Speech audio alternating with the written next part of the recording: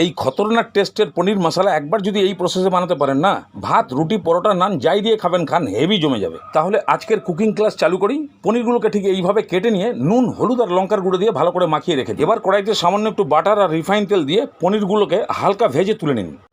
এবার ওই কড়াইতেই একটু বড় বড় করে কাটা ক্যাপসিকামগুলোকে ভাজুন, একটু নরম হয়ে আসলে তুলে নিন।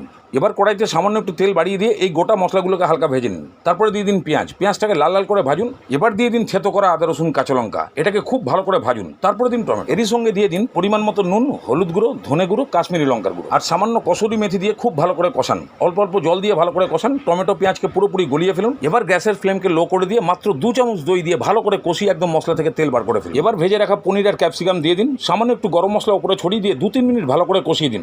তারপরে গরম জল ঢেলে গ্রেভি বাড়ান, ভালো করে মিক্স করে একটা ঢাকনা দিন। ক্যাপসিকাম সেদ্ধ মানে আজকের মতো কুকিং ক্লাস শেষ। এখন টেস্ট করার জন্য 2 পিস পনির নেবেন, বাড়িতে কোনো সময় বেশি করে বানিয়ে বেশি করে খাবেন।